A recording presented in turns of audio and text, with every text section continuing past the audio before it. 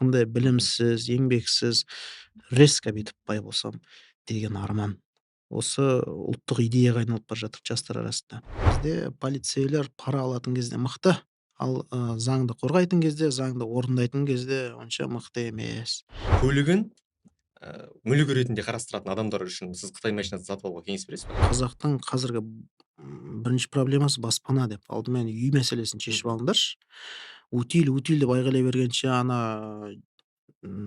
пайызын, ипотеканың пайызын төмендетейікші да. Сіздің нұсқадағы ең үздік седан Әлемде ең көп сатылатын седан сол Камри ғой. Камри. Қазақстандағы сол хайфайдың Болды, иелері гарантиясы жоқ. Болды. Мәңгіге сатып алды ғой. Хайфай өзінікі, ешкім тартып алмайды. Ешқандай бөлшек таба алмайды бұйыртса. Солай. Рахмет көп. Олжеке, қош келдіңіз. Ассалаумағалейкум. Автоблогер емес, автожурналист деген дұрысырақ шығар. Иә, Қазір салалық журналистика, иә. екінің бірі блогер болып кетті де, ол қатарға өзім жатқызғым келмейді. Расын айту керек. Аха. Үнемі өзін таныстырғанда автожурналист Олжас Оқас деп таныстырамын. Өйткені толық құқығымыз бар деп ойлаймын. Қазақ ұлттық университетінің журналистика факультетін аяқтадым. Журналистикада біраз тәжірибем бар.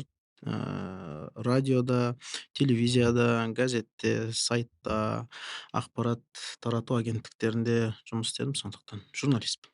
Өзіңіз сияқты. Өте жақсы. Олжеке, енді сіздің бір еңбегіңізді атап өткіміз келеді. Ол осы автокөлік саласындағы терминологияны қазақшаландырдыңыз десем болатын шығар. Өйткені осыған дейін кітаптар болған деп өзіңіз айттыңыз, иә. Бірақ осы көпшілік қолданысқа ауызекі тілге енгізген өзіңіз. Иә. Осы ретте осы туралы бір қысқаша айтып өтсеңіз өзіңіз. Енді мақтанғанымыз емес, қазақ тілінде қызық контент жасау үшін таза қазақша сайрау керек, қазақша сөйлеу керек. Ал егер техника туралы сөйлейтін болсаң, ол жерде толықтай бәрін қазақша жеткізуге тырысамыз. Сол себепті неше түрлі әдебиет іздеуге тура келді. Өзіміздің Алматыдағы кітапхана бар ғой, сол жерден техникалық терминология кітабын таптым, көшіріп бастым, электронды вариантын өзіме жасап алдым, арасында қолдандым. Көп нәрсе заманнан ескірді. Қосымша өзім бір 30-40% аудармаларымды қосқан бар енді, соларды қолданып жатырмыз. Және осы жолда шәкірт тәрбиелеп жатырмын. Шәкірт тәрбиеледіңіз, Иә, иә. қасымдағы Нұрик деген Аха. жігітті өзім осы блогосфераға, жалпы медиаға алып келдім. Ары қарай жетектеп өсуіне себепші болып жатыр. Иә. Олжеке, сіздің енді блог бастауыңыз, осы автожурналистикаға келуіңіз бәрі көз алдымызда. Ол уақыттарда сіз бастаған кезде көбінесе орыс тілінде болатын, және қазақша шолу жасап жүргендердің өзінің былай автобөлшектердің атауы орысша атайтын, иә. Осы ретте сіздің мысалға колесаға келіп, колесаны қазақша сөйлескеніңізді ерекше атап өтуге болады. Иә, Иә, қазақшаны неге қазақшаға көңіл бөле бастады колеса? Бастапқыда бірнеше жыл оларда YouTube каналы орыс тілінде жүргізіліп келді. Сіздің ең алғашқы видеоңыз Камри 70 туралы болды. Қателеспесем, бұл 2018 жыл. 18 жыл, иә. Оған дейін орысша арнасы 5 жылдай жұмыс істеп тұрған. Енді баршамыздың ортақ жеңісіміз осы деп санаймын бірінші кезекте. Ірі бизнесті, ірі кәсіпті қазақша сөйлеттік, мойындатқыздық қазақ тілін. Қазір олар санаса да, мобильді қосымша бірден қазақыланып, беті бері қарады ғой, бір сөзбен. Иә. Жақсы болып қалды. Осы тұрғыда үлкен үлесімізді қостық. Олар мен базарда контент жасап жүрген кезде басында елемеген. Жарайды, бір Иә, қазақ базар жігіт, назар. иә, базар назар деген айдар болған. Иә, бір қазақ жігіт видео түсіріп жүр екен, жарайды, іске сәт, көрерміз не боларын деген сияқты болды да. Сосын уақыт өте келе YouTube арна 100 мыңдаған көрермен жинай бастады. Видеолар жаңағы топқа шықты. Бірінші орынға, екінші орынға Қазақстан бойынша тренд дейді ғой, кезде трендке шығып тұрды. Сөйтіп олар бәлкім конкурент көрген шығар. Бәсекелесті қалай деуші еді, жеңе алмасаң, өзіңе тартуың керек қой. Сөйтіп Хетафеден Реалға ауысқан ойыншы қысып, колесаның қатарына қосылдық. Bir жағынан жақсы, ірі бизнеспен болған пайдалы. Иә. Қорықпайсың, артында Контенттеріңіз тірегің сапалы. бар. Иә. Мен мысалы, бізде шағын редакция ғой, 25 адамда енді. Шағын деп айтуға келе ме екен. Басшылық тарапқа айтам, келесі айда мен Америкаға барып, осындай видео түсіргім келеді. Кибертракт шығыпты, жаңа Теслаға шоу түсіремін деген кезде олар: жарайды, билетіңнің датасын қарай бер дейді. Яғни ешқандай проблема туындамайды да Мгм. материал жасаудан. Осы тұрғыда ірі бизнеспен жұмыс істеген өте пайдалы. Иә, керемет. Мгм. Енді колесодағы қазір YouTube Мгм. каналы. Мен анализ жасамадым. Мгм. Сізден сұрай салайын. Қазақ тілді видеолар мен орыс тілді видеолардың көрілім көрсеткіші қандай қазір? Дәл қазір. Дәл қазір қазақшаның көбірек. Көбірек. Иә. Бұрында өте қатты көп болатын. Қазір байқауымша YouTube'тағы қаралым саны азайып баратыр. Өзіңіз сезген жоқсыз ба? Иә, байқадым. Бұрынғыдай Сіздің 300, 400, 500 мың миллион қаралым, аз, иә? иә, жоқтың қасы. Орташа статистика 100 мың, 150 мың болып қалды қазір. Оның өзі жаман емес, жалпы алғанда. Дегенмен, халық TikTokқа көбірек ойысып отыр. Мен соны байқадым. Мгм. Көшеде көрген кезде баяғыда: ол жеке YouTube'дан көріп тұрамыз" дейтін, қазір: тиктокер қалайсың" дейді. Өйткені мен өзім TikTok жүргізбеймін аса. Бір 2-3 видео салған шығармын. Халық өз қызық моменттерді YouTube'дан үзінділерді қиып алады да TikTokқа салады екен. Сөйтіп, халықтың тиктокері болып кетті. Иә. Ол кейін сол тиктокер атануыңыздың себебі өзіңіздің бір керемет ойларыңыз ғой. Мен өзімнің бір ерекше ризашылығымды білдіргім келеді. Мәселен, кеше сізбен осы сұхбаттасардың алдында бірнеше видеоларыңызды көріп шықтым. Бұған дейін де көргем, үнемі қарап жүрем. Ол қасиетіңізді байқаймын мен де. Бірақ мысалға Lexus LS 600-дің шолуын көріп отырмын. Одан кейін Porsche'ның Taycanның шолуын көріп отырмын. Сол жерде сіз тұрасыз да елдегі су тасқынының проблемасын, зейнеткерлердің проблемасын қозғап шыға келесіз. Иә, ақш-та Lexus иелерінің орта жасы 55. Жалпы кәрілік деген өмір бойы жинаған ақшаңды қымбат дүниеге жұмсай алатын керемет кезең емес пе? Бірақ Қазақстанда емес. Елімізде зейнеткерлердің орта пенсиясы $250. Қоға кеткен сәтте табиғи катаклизмдер ел шайқады. Қала мен ауылды топан су басып, республикалық маңызды трассаларды шайып кетті. Енді жаңа Қазақстанды су жаңа Қазақстан деп атауға болатын сияқты. Ең өкініштісі, қара халық қиналып жатыр. Осындай бір тапқырлық, осындай проблемаларды көтеру сіздің ойыңызға қайдан келеді? Енді ол оқығаннан шығар. Егер түк көрмесең, түк білмесең, оны айтып та керек емес деп санайсың ғой. Машина туралы айта берейін деп. Егер ол ішінде қайнап жатса, тасып тұрса, ол бәрібір сыртқа шығады ғой. Егер айтпаса, мен ондай мүмкіндік бола тұра, аудитория бола тұра осындай мәселелерді көтермесем, онда неменеге мен журналист болып қарық боламын деген ой ғой енді. Білмеймін, менің айтқанымнан елімізде керемет өзгерістер болып кетпейді ғой. Бірақ менің аудиториям менің месседжімді түсінсе болды ғой, мен не айтпағымды. Бәлкім біреудің түйсігіне жетер, Қазақстанда өзгеріс керек деген сияқты. Коррупцияны жеңуге бәріміз ұмтылатын шығармыз. Көп елімізде ақсап тұрған салалар өте көп. Бір ғана арман, осының бәрі түзеліп, керемет ел болып кетсек екен деген арман. Ол жерге дәл қазір, Армениядан, Грузиядан машина келіп өте көбейіп жатыр. Қазір кішкене тыйылды. Армения өйткені кедендік одаққа кірді, оларда шетелден оңды-солды көлікті мемлекетке кіргізу үдерісі доғарылды. Сіз енді осы жерде айтасыз ғой, оның зиянды жақтарында айтасыз, Иә, кемшіліктерін айтып жатасыз. Видеода айттық қой, бәрін как она есть айттық. Бір сізге жүгінген бір фактілер бар ма? Бір осындай жағдайға душар болдық сол жақта деп. Оның зиянының барлығын біледі ғой. Бірақ адамдарға түсінікті болу үшін бір осындай фактіні айта алсаңыз. Жоқ, бәрі біледі. Не үшін бар жатқанын адам алдын ала біледі. Грузияға барып көлік алатын адам ертең оған енді ел қатарлы жаңағы қатардағы азамат құсап бәріміз төлеп жүрміз ғой жаңағы айтылған Иә. утиль алым, алғашқы тіркеу деген сияқты.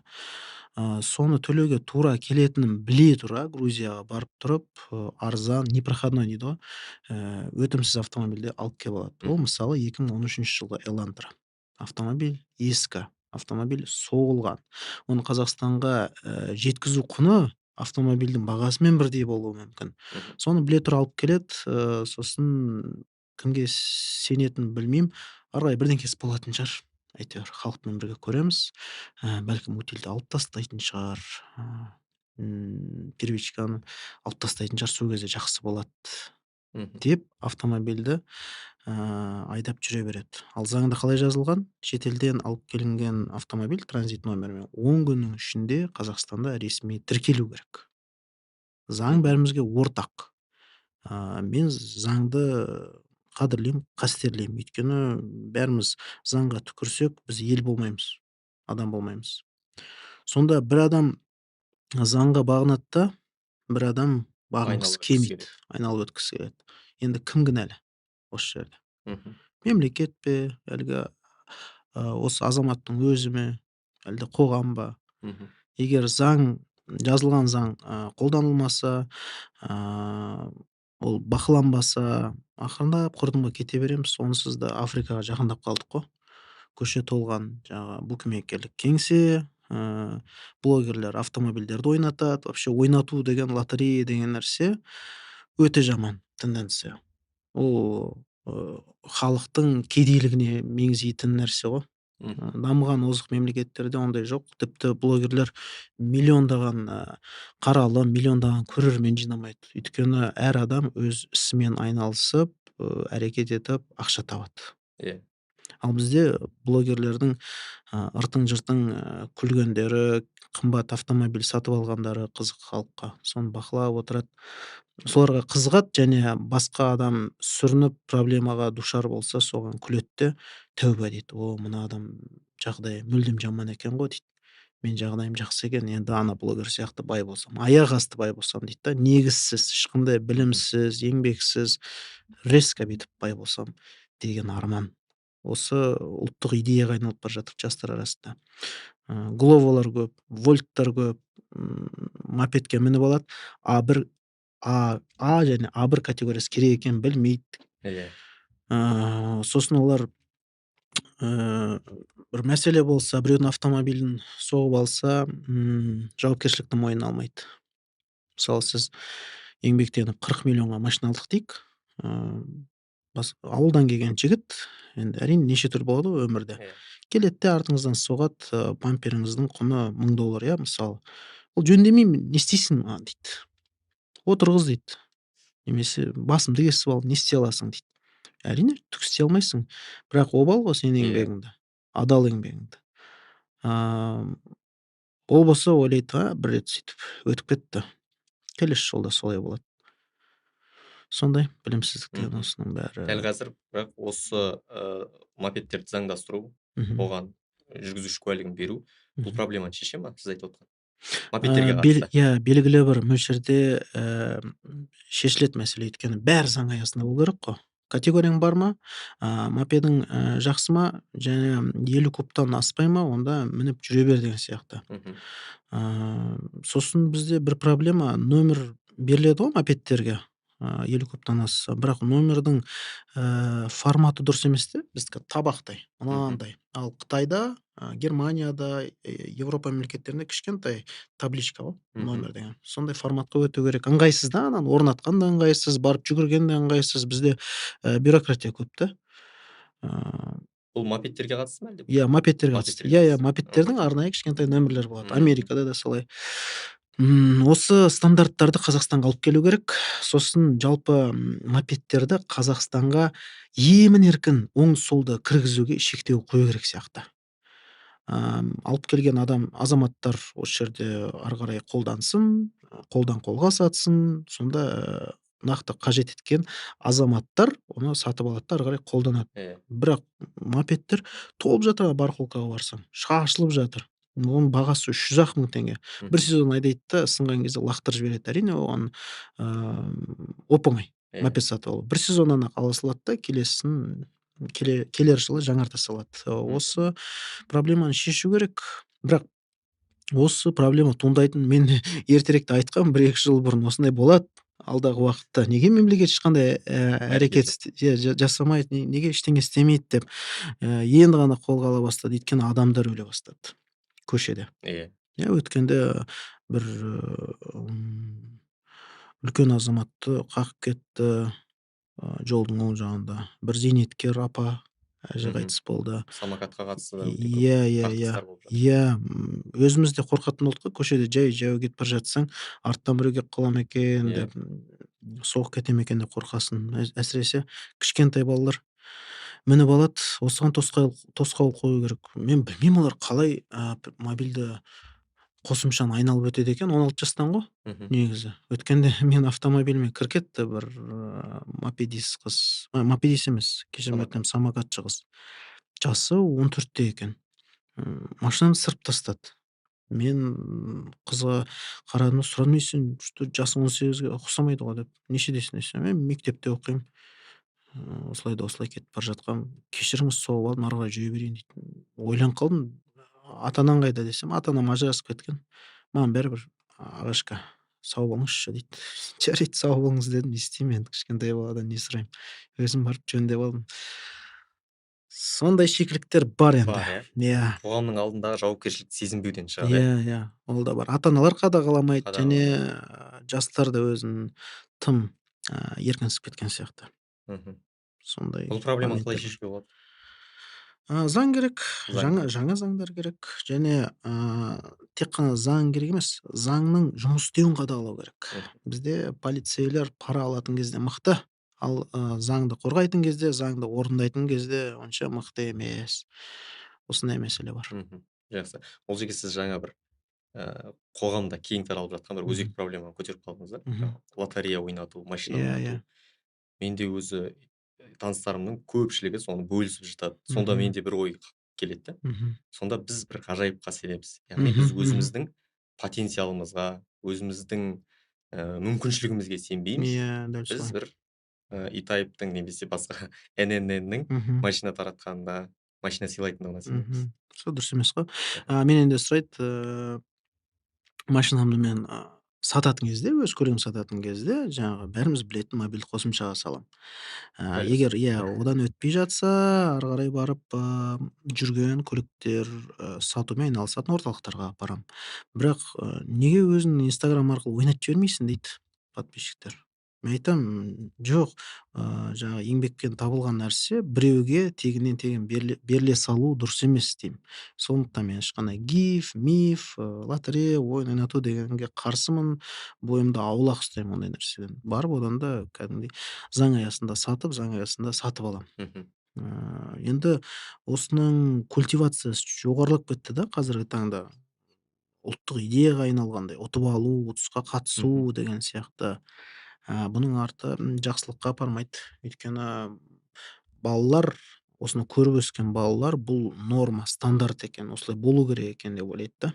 Мгм. Сосын барып ешқандай білімге, ұмтылмайды, кітап оқымайды. Иә. Сондай мәселе. Жақсы. Жаңа біз, Грузия мен Арменияны айттық, иә. Мгм. Қазір біздің нарыққа бір өте қатты әсер еткен, бағаны құбылтып жіберген Қытай нарығы, иә. Мгм. Осы Қытай көліктері туралы не айтасыз?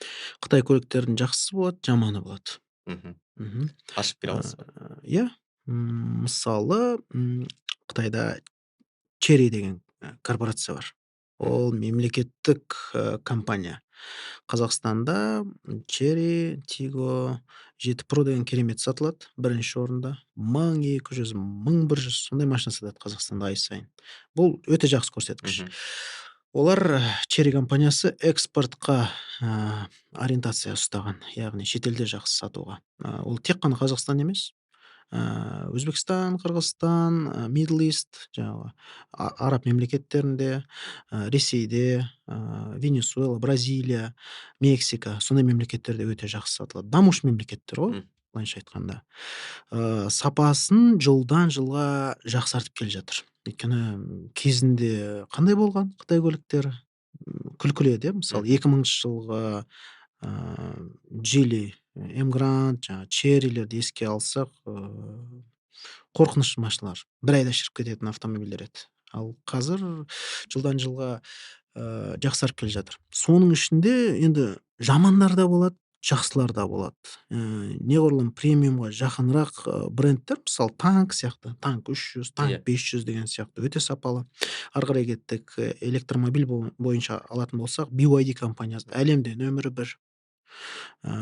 Zikr компаниясы Қазақстанда керемет сатылып кетті, бірақ Қытайда онша танымал емес. Мгм. Бірақ сапасы өте жақсы. Лисян компаниясы Қытайда сатылымы жылдан жылға өсіп келе жатыр. Өте жақсы өсіп келе жатыр. Яғни Қытайда мойындалған компания, Мгм. ол шетелде де әрине мойындалады. Осындай мықты-мықты брендтер бар. 100 брендтің арасынан іріктеліп бәрібір мықтылары шығады ғой. Мгм. Соның арасынан бір 10 шақты жақсы бренд болады деп ойлаймын. Жаңағы электромобиль, гибрид және таза бензин сату бойынша Мгм. ішінен іріктеліп шығады. Осыны бүгін шыққан видеода мен айттым. Көруге кеңес беремін. Барлық Қытай маркаларына талдау жасадым. Өте жақсы. Мгм. Енді жаңа Тигу, иә? Мгм. Э, Ең көп сатылатын. ең көп сатылатын. Иә, Тиго Оған 7 Pro. оның ең көп сатылуының бір себебі, негізгі себебі ол бюджеттік көлік болуы ғой. Иә? Иә. Одан кейін Барлық автокредит, жұлдыздардың жеңілдетілген кредит. тоғысуы ғой. Аха. Біріншіден кроссовер, халыққа қазір кроссовер керек. Аха. Екіншіден онда механика жоқ, халыққа 2 педальді автомобиль керек, газ, тормоз деген сияқты. Үшіншіден форм-факторы, ол өте ірі емес, ол кішкентай емес, Мгм. ол орташа. Сондықтан сегментке әдемі жата қалды. Үшіншіден маркетинг. Өте жақсы қаржы құйылған автомобильдің кең танылуына Қазақстанда. Сосын сарафанный радио деген бар ғой, бір-бірінен естиді қазақтар. Мынау қалай? Жаман емес сияқты. Осы жерде ақау бар, бірақ енді кемшіліктері әрбір машинада кездесе береді деп Мгм. бір-біріне түсіндіріп, сөйтіп барып автомобиль кең ауқым алды.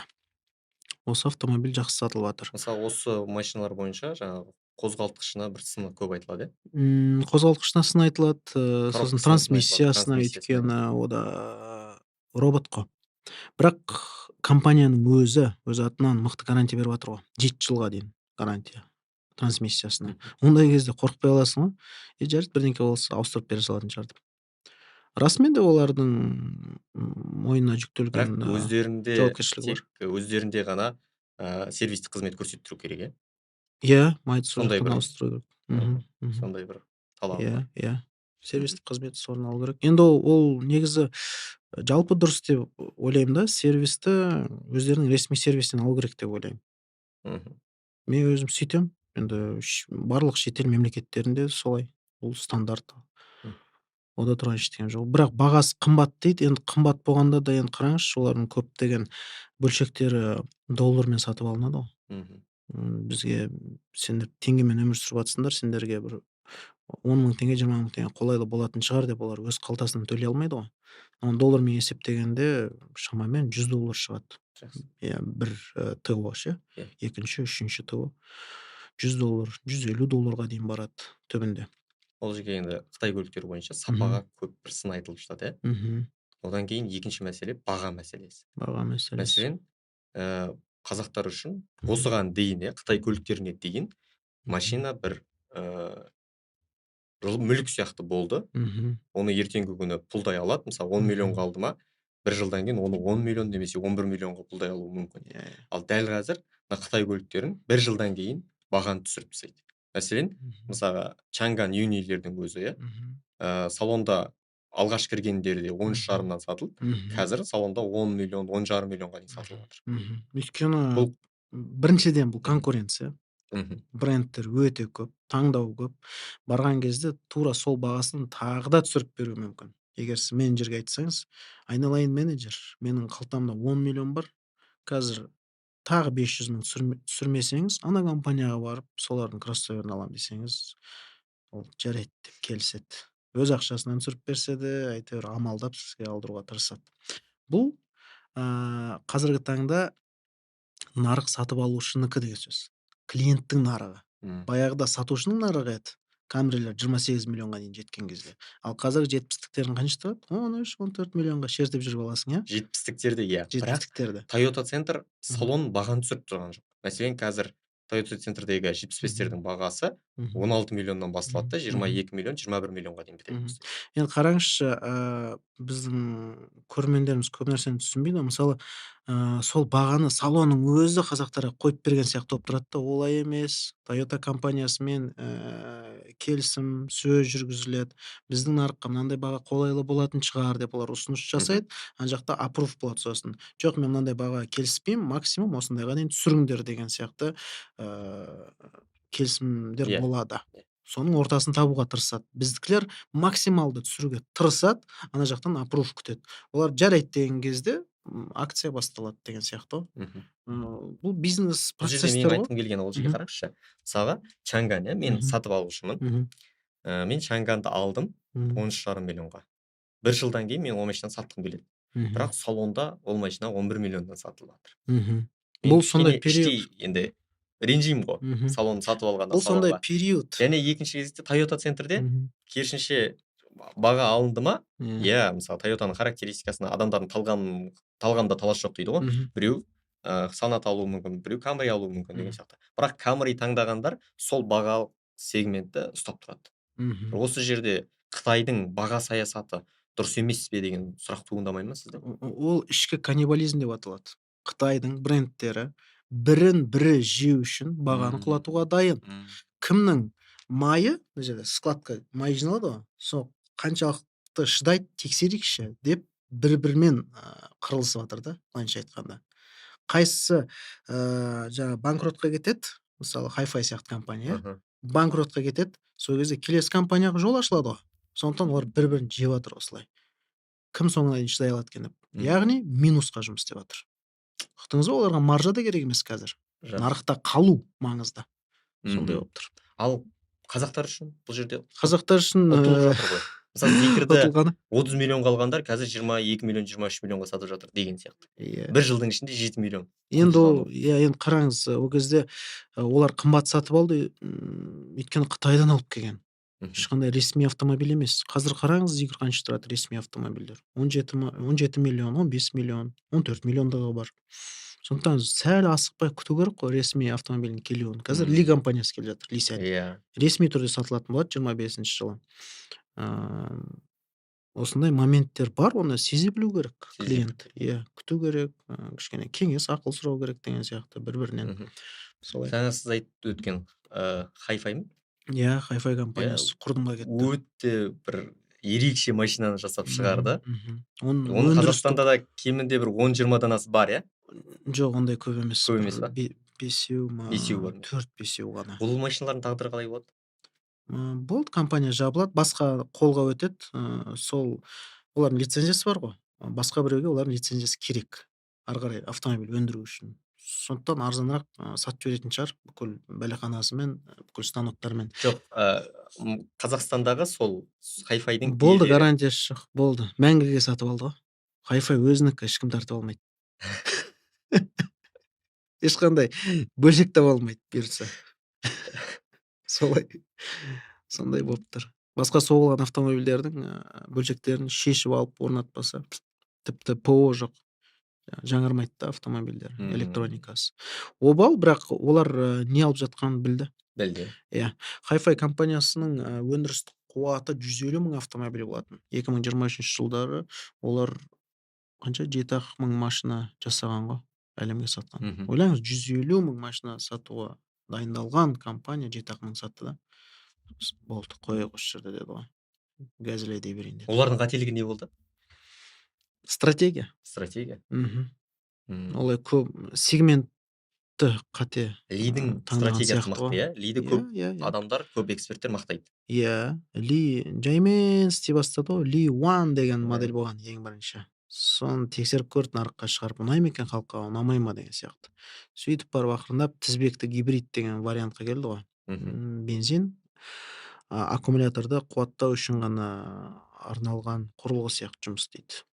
Бірақ маған ұнамағаны Лидің кез келгені кәдімгі бензинмен жүретін ДВС сияқты жейді ғой.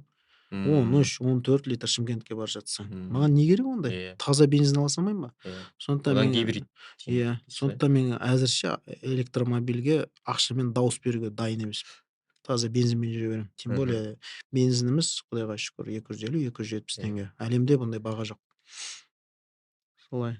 Кеше ғана жаңағы әйелім Канадада жүрді. Бензин қаншадан десем, $2 дейді. Пожалуйстаңыз. Солай. Жақсы. Жаңағы Ли машинасы, иә? Мгм. Бұл жерде де жаңағы саясат бар да, баға саясаты. Мгм. Енді осы жерде, ә, көлігін, мүлік ретінде қарастыратын адамдар үшін сіз Қытай машинасын сатып алуға кеңес бересіз ба? Жоқ, әрине. Немесе? Жалпы мен автомобильді бірінші орынға қоюға кеңес бермеймін. Талай рет айтқам, қазақтың қазіргі бірінші проблемасы баспана деп. Алдымен үй мәселесін шешіп Мгм. алыңдаршы. Утиль деп айғайлай бергенше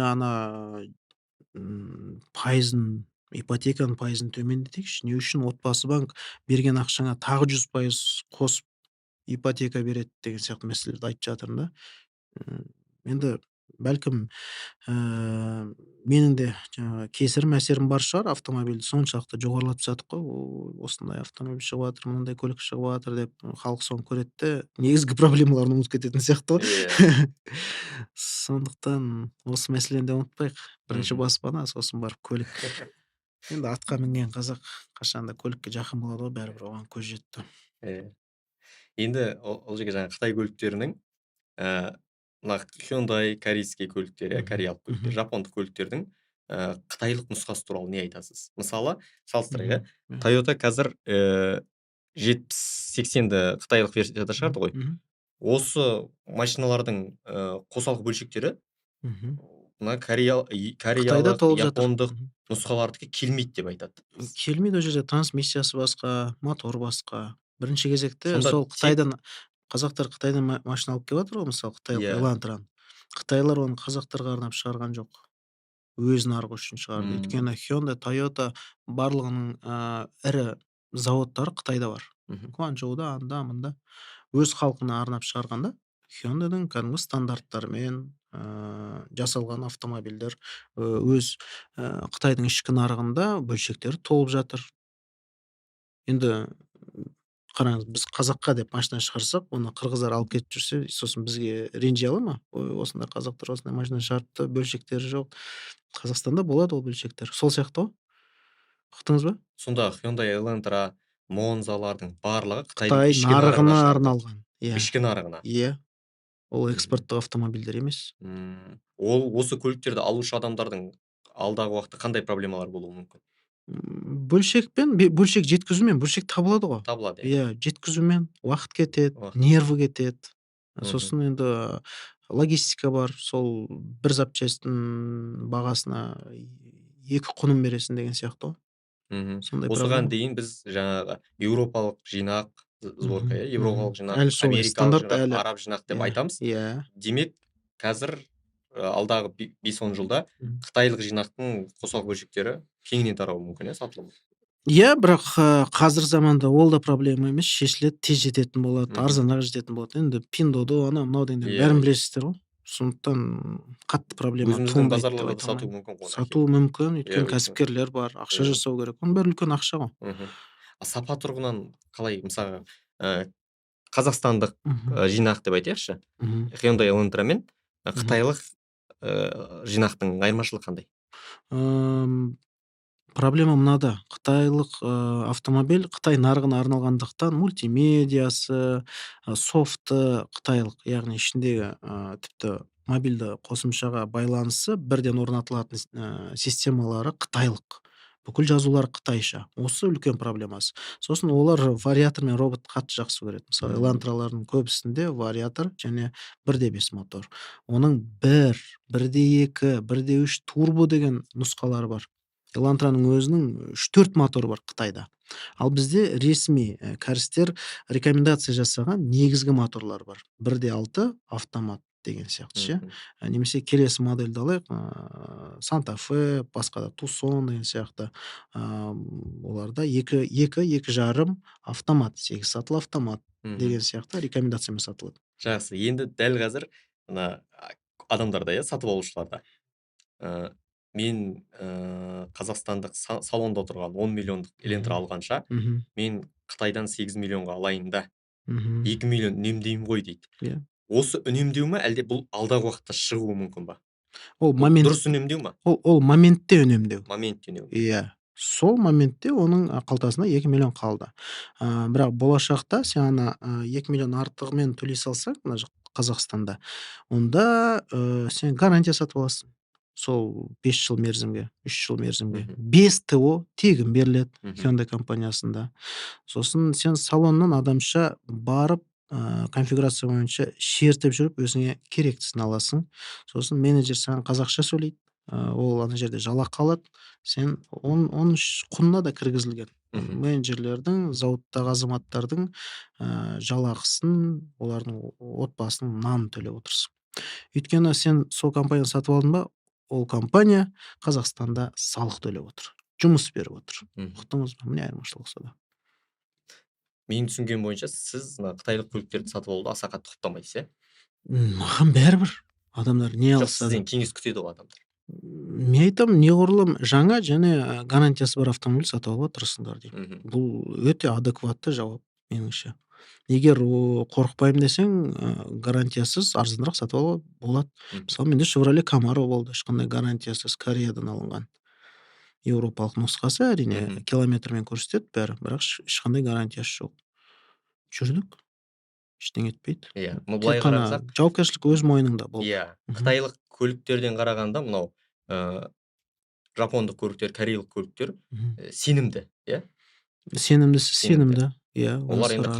қанша жылдан бергі Тәжірибесі, иә, иә, буын алмасуы, буын мысалы, алмасу бәрі сәтті өтті. иә, санаталардың, тусандардың 6-шы, 7-ші Мысалы, буындары шығып жатыр да мен мысалы. қазір ол жерге айтқым келгені, жеткізгім Мгм. келгені, халық көбісі былай ғой.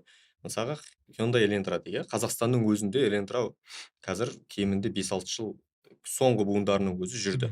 Мгм. Мгм. Әбден тексерілді. Иә. Ал енді Hyundai Elantrаны мен Қытайдың нарығына алатын болсам, қандай ғажайыптың, чудоның күтіп тұрғанын мен білмеймін алдағы уақытта, иә.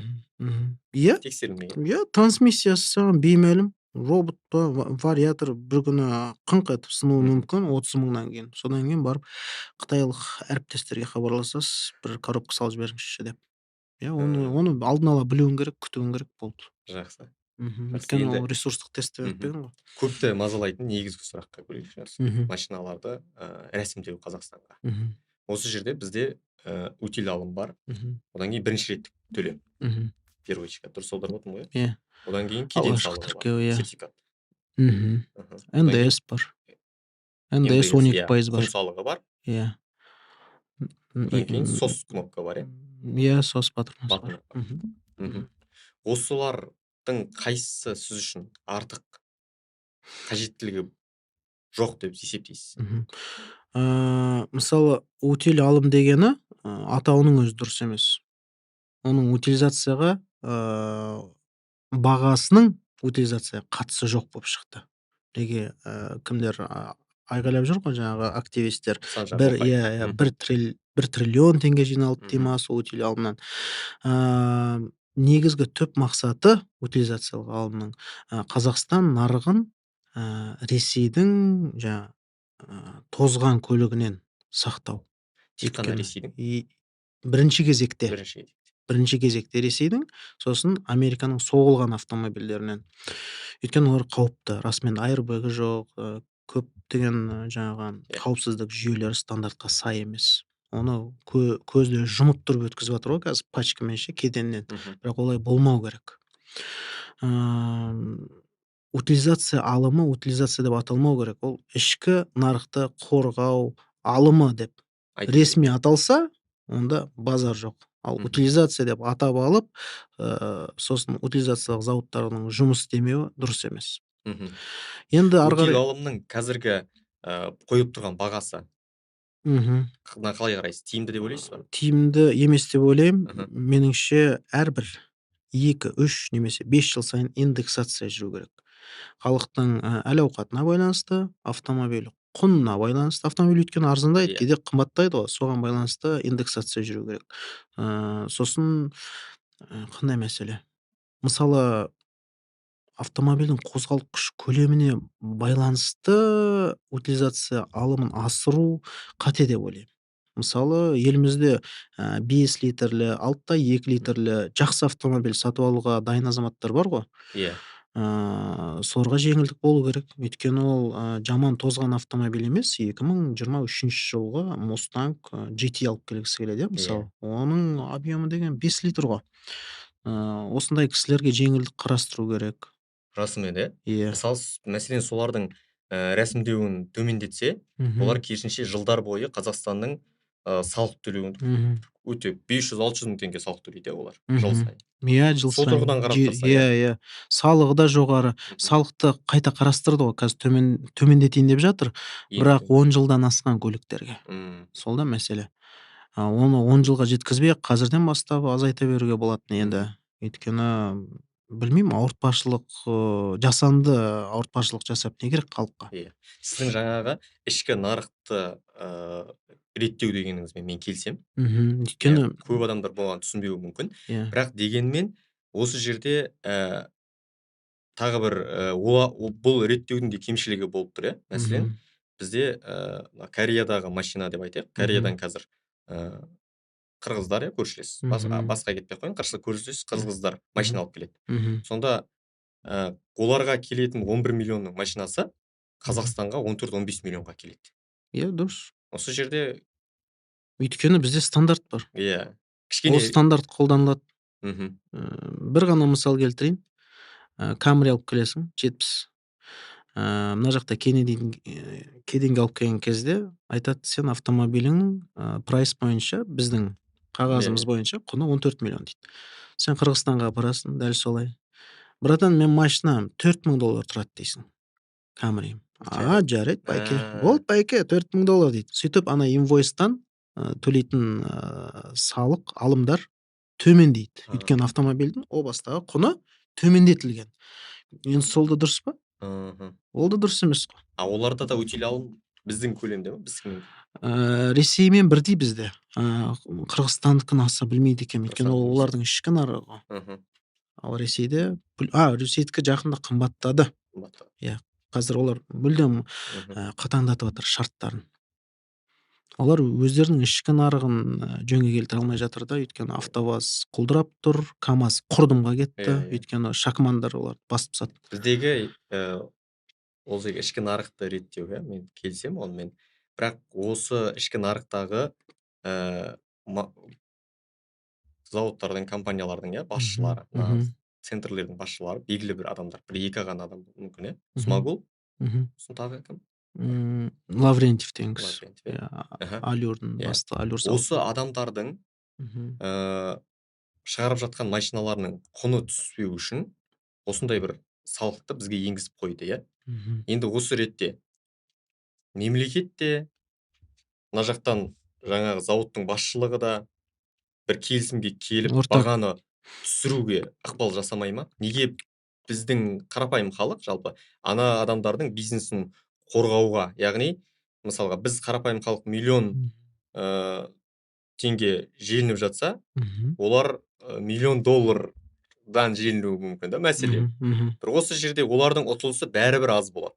Миллиардерлер. Жыламаған балаға емші жоқ дейді ғой. Қазір сол консенсусқа келе жатыр ақырындап. Иә, екі тарап халық болып бәрі бір ортақ шешімге алтын көпірін табады деп ойлаймын.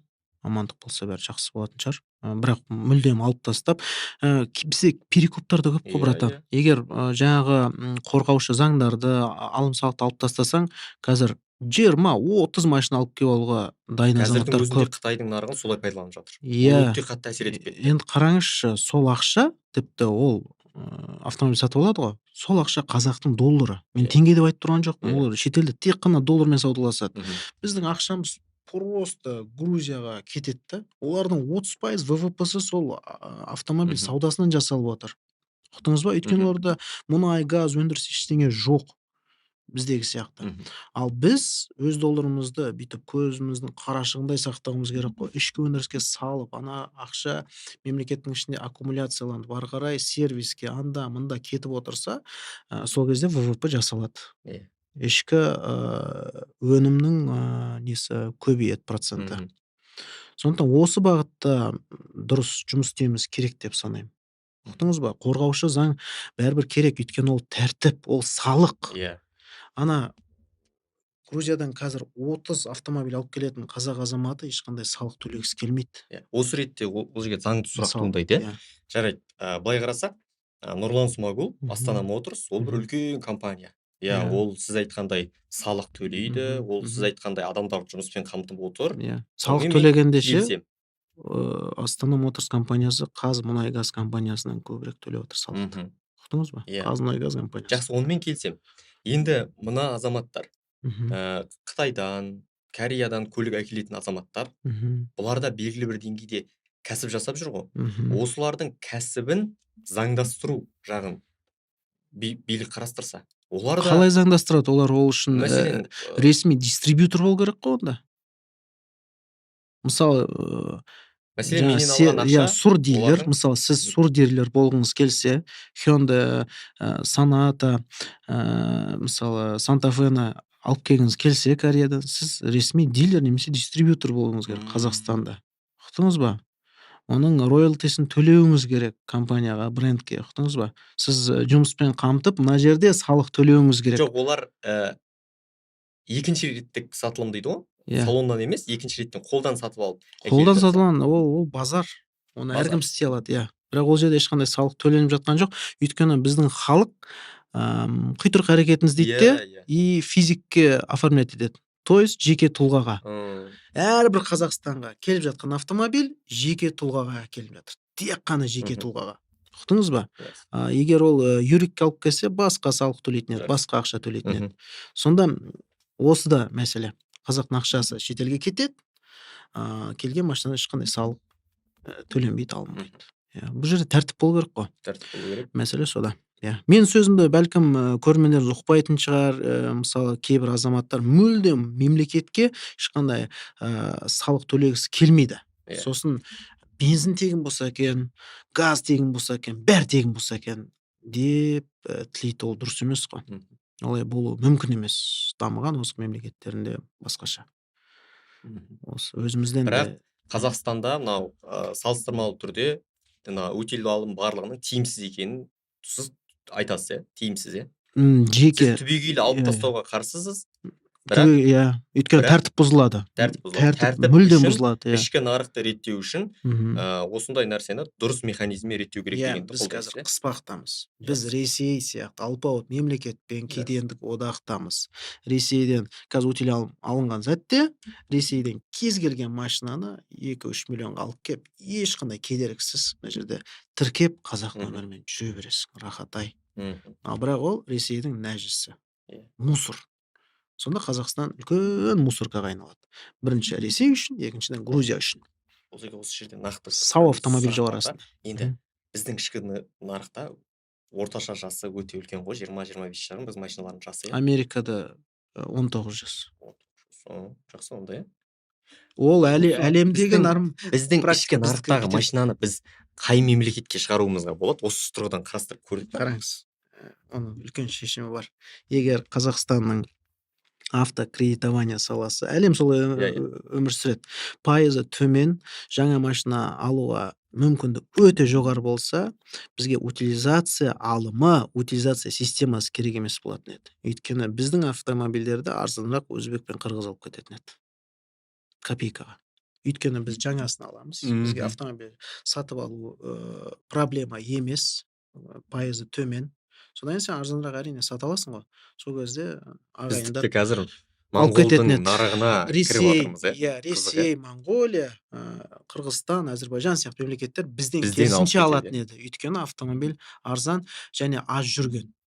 Ойлаңыз, мен мысалы жаңа машинаны алам, 20 мың жүрем, сосын арзанырақ жаңағы неге қоям, автомобиль сататын алаңқайға. Болды, комиссияға қойдым, сатып жібердім, бәрі ресми адамша. Мен машинамды алып кетті бірақ. Біз Дубайдан қалай аламыз? Тура сол сияқты ғой.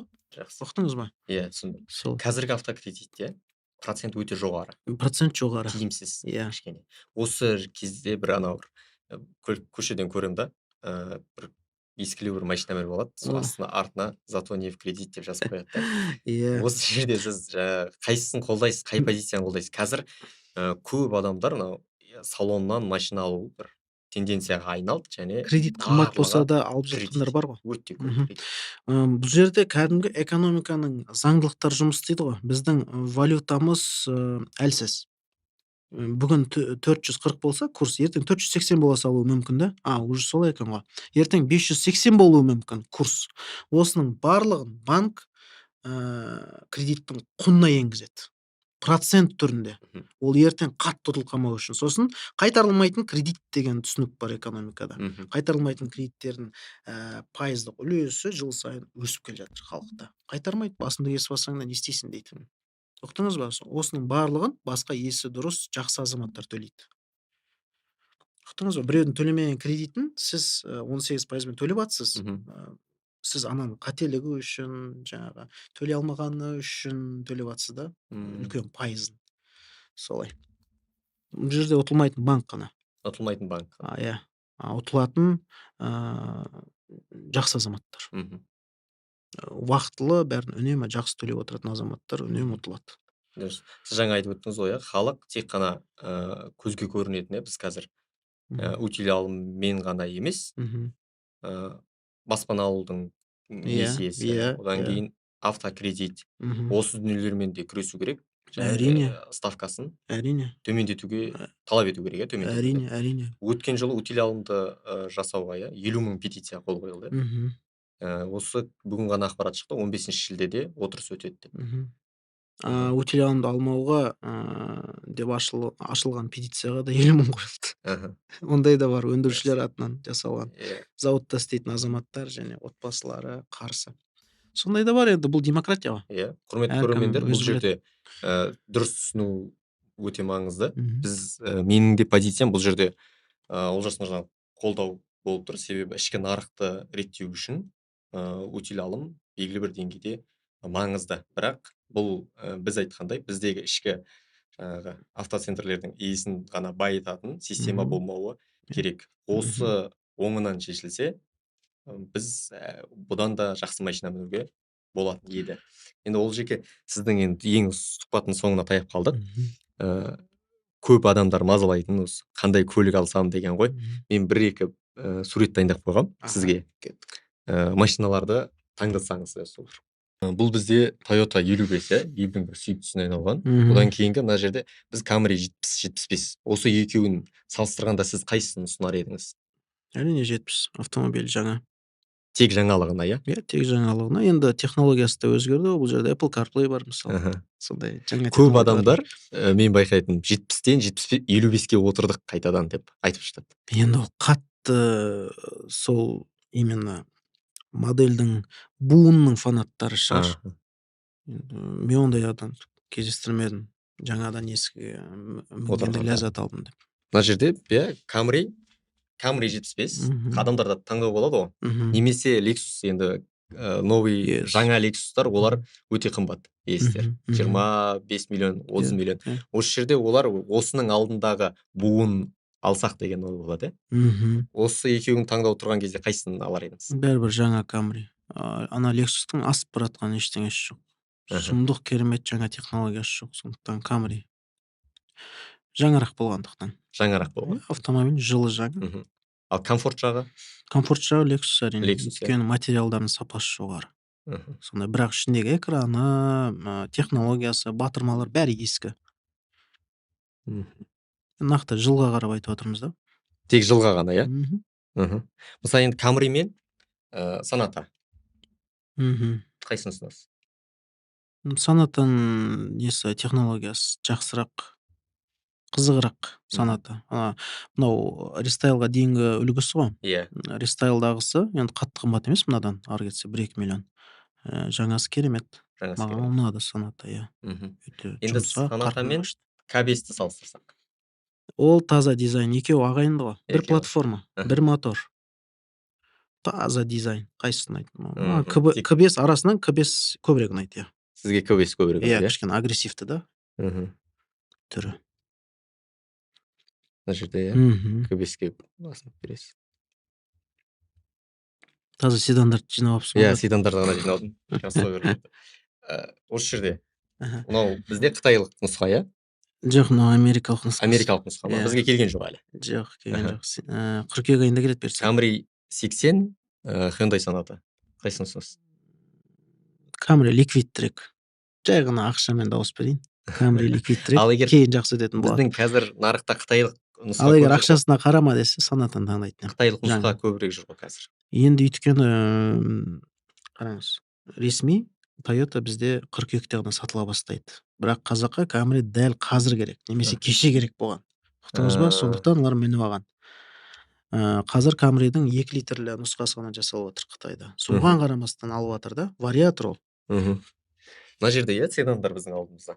Чанган Юниде де қосып қойдым мен бұған, Мгм. бұл қатарға.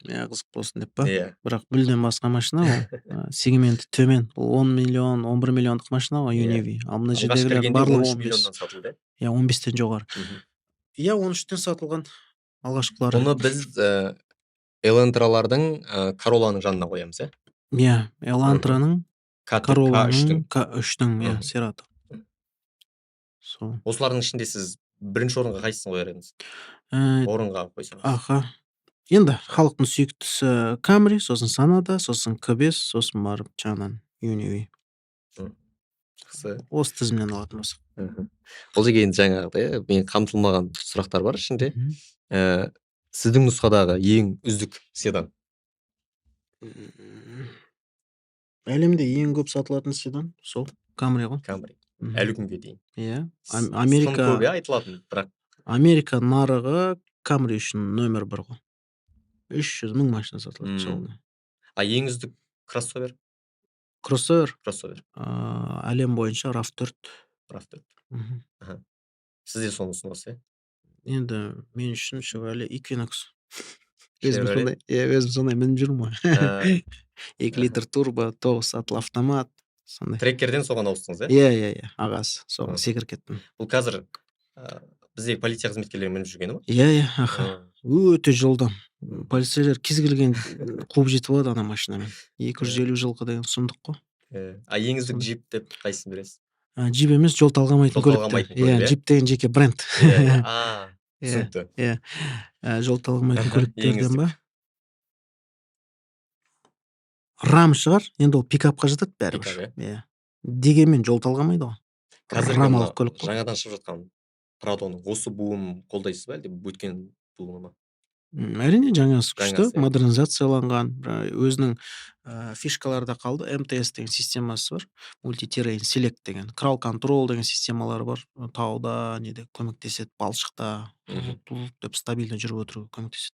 Бұл жерге алдағы уақытта осы біздегі машина өндірістегі дизайн қай бағытқа қарай өзгеруі мүмкін? Мысалға бізде анау Тесланың соңғы нұсқасы, иә? Автомобильдер түсініксіз болып кетеді. Түсініксіз, иә? Жұмыртқа тәріздес. Сіз айттыңыз, Prado'ны, мәселен, өткенге тағзым ғана деп. Бұл шынымен өткенге тағзым ретінде бұл осы версияда ғана шығатын дүние ме екен, әлде қайталана береді. Жалпы кез келген жаңа нәрсе ол жақсы ұмытылған ескі дейді ғой енді. Сол сияқты ғой, ретро дизайн әрқашан да стильді болып көрінеді. Оны ана жақтан суырып алып жаңғыртады да дизайнерлер ескіден. Қолданыла береді, бірақ жаңа итерацияда оған қосатын фишкалар болады, немесе алып тастайтын заттары болады. Осының бәрін жаймен қолданып отыратын болады халық. Енді бағанағы бір сөзге оралса, қайтадан сіз өзіңіздің видеоларыңызда жаңа проблемаларды баса назар аударасыз. Өзіңізді қазір алаңдататын қандай проблемалар бар? Бағанада бір басын шалдыңыз ғой бірнеше проблема. Тағы бір қозғасаңыз. Өзім жеке басымдағы проблема? Қалай? Елдің аузында. Елдің аузында? Иә, сіз видеоларыңызда, әрбір видеоңызда бір проблеманы қозғап өтесіз. Иә. Енді мен мазалайтын сұрақ енді кезіндегі Алихандар сияқты ақылды азаматтар тағы пайда бола ма екен елдің көркеюіне жұмыс істейтін, әлде тек қана осы жемқорлықтан аспай біреудің ығына жығылып алпауыттардың жетегінде кетеміз бе екен деген ой мазалайды. Сосын өмір енді қанша дегенмен енді реалист болайық, өмір бір рет беріледі ғой. О дүниеге де сенеміз, дегенмен өмір бір рет беріледі. Осындай елді соңына дейін жасап өзгертуге тырысамыз, дегенмен неге басқа мемлекеттерде де өмір сүріп, ләззат алмасқа, балалардың болашағы қалай болады екен? Соларға бәлкім жағдай жасау керек пе осы уақытты жоғалтып алмау үшін деймін да. Мгм. Осындай бір ішкі сұрақтар мазалайды мені. Ы Енді ойланамыз, толғанамыз. Біраз уақыт бар деп ойлаймын. Мгм. Амандық болса. Бір түйін шығарып, ары қарай Мгм. жұмыс істейміз. Сіз бағана айтып өттіңіз ғой, менің осындай бір видеолардың арасында айтып өтетін сөздерім Мгм. мүмкін еш нәрсеге әсер етпейтін шығар деп. Мгм. Менің ойымша, сіздің ондай бір сарказммен айтылған проблемаларды көтеруіңіз Мгм. мына мінбелерде сөйлеп жүрген депутаттардың сөздеріне қарағанда ерекше әсер етеді деп енді мен өзім баға беремін. Енді көп Сондықтан рахмет. осы стиліңізді ары қарай жалғастыра берсеңіз, Мгм. елдің аузында жүре беріңіз. Рахмет. Енді ол жерге бағана ғана айттық қой, сіздің қазақ тілді терминологияның қалыптасуына яғни Мгм. көмегіңіз тиіп жатыр. Мгм. Сондықтан бұл тек осы бір контент үшін қазіргі сұрағым, көп адамдар қолданысқа ену үшін, шақыру үшін мен Мгм. сізден орысша атауларды айтып, тек Мгм. соны қысқаша қазақшасын ұсынып өтсеңіз, Мгм. біз жазып алғандай. Жақсы. Сонымен сұхбатымызды аяқтаймыз ары қарай. Келістік. Бізде кузов. Шанақ. Мгм. Ол өте баяғыдан бар нәрсе. Иә. Шанақ. Коробка передач. Трансмиссия деймін. Негізі беріліс қорабы деп айтуға болады. Бірақ қорабы деген ұнамайды да маған. Ол нақты қорапқа байланысты нәрсе емес. Орысша коробка деген Мгм. карабас деп еркелетеді. Ол таза трансмиссияға нақты тікелей сөз ғой. Иә. Двигатель. Қозғалтқыш немесе мотор. Мотор, иә. Иә. Фара. Шам. Шам. Иә. Мгм. Алдыңғы шамдары дейді фара. Привод. Привод жетек. Артқы шамды қалай айтатын едіңіз? Артқы шырақ. Артқы шырақ, иә. Иә. Есть фары, есть фонари дейді ғой. Задний фонари дегенді естіп пе едің? Автомобильдің артқы фонарьлары дейді ғой. Артқы шамдары демейді. Енді шам былай да, былай да, ол сол шаша алмайды ғой сәулесін. Сондықтан алға ғана шашады, ал артында шырақ. Шырақ, иә, артында. Поворотник. Бұрғыш шамдар деймін енді. Бұрғыш шамдар. Кішкене қиындау бірақ Кішкене енді. қиындау. Иә, арасында поворотник деп айтып қаламыз. Дворник. Сирек. Сыпыртқы деймін. Спортқа. Ыңғайлы болсын деп. Руль. Рөл немесе меңгерік, тізгін. Үш сөз Меңгерік. бар. Иә, меңгерік, тізгін, рөл. Тізгін деген өте жақсы екен, иә. Тізгін де жақсы. Капот. Капот деп айтамын елді шатыстырмау үшін. Көбінесе. Бірақ қозғалтқыш қақпағы деп айтамын кейде. Балама сөз ретінде. Иә, қозғалтқыш қақпағы. Климат контроль. Климат контроль ол халықаралық термин ағылшын тілінен. Сондықтан климат контроль деп айта беремін. Иә. Түсінікті болу керек та. Бамперді отырамыз ба? Бампер. Бампер. Тахометр. Тахометр. Спидометр де спидометр. Масляный фильтр. Май фильтрі. Сүзгі деп аудармаймыз да? Сүзгі деп келмейді. Болады айтуға. Бірақ фильтр ғой енді ағылшынша ғой. Ағылшынша. Иә. Түпнұсқа ағылшынша болса, ол қазаққа түсінікті болса, мен тиіспеуге тырысамын. Мейлінше. Орысшадан да сондай сөздер бар, кейбір сөздер. Нейтралка. Нейтрал. Нейтрал деп айтасыз. Иә. Парктроник. Парктроник. Солай қалып қалады. Глушитель. Глушитель. Мұржасы деймін. Мұржадан шығады ғой. Газ немесе от, жаңағы түтін шығады. Подушка безопасности. Қауіпсіздік жастығы. Жастық. Airbag. Жастығы деп айтамыз. Иә, қауіпсіздік жастығы немесе airbag. Airbag. Радиатор. Радиатор. Аударылмайды. Ручник. Тұрақ тежеуші. Тұрақ тежеуші деп қолданасыз. Тұрақ тежеуші немесе электронды тұрақ тежеуші. Қазір жаңарып кетті олар. Мынандай. Электронды ғой. Свеча зажигания. Свеча болып қалады. Түсінікті болу үшін оны ешкім басқаша атамайды. СТО-ға барсаңыз бәрібір свеча дейді, сондықтан колодканда колодка деймін. Колодканда колодка. Иә, өйткені халыққа жақын бәрібір. Порог дегеніміз табалдырық. Табалдырық деп аударасыз. Иә. Табалдырық. Тағы сіз енгізген немесе сіз қолданатын қандай термин? Сенсор, сезгек деп атауға болады. Иә, сол сияқты сөздер бар. Тағы біразы бар еді, еске түспей тұр. Автомобильге шолу жасау барысында айтылатын сөздер бар еді тағы да. Сондай көп емес, көрдіңіз ба? Бір ары кетсе бір 40-50 сөз шығар. 40-50 сөз.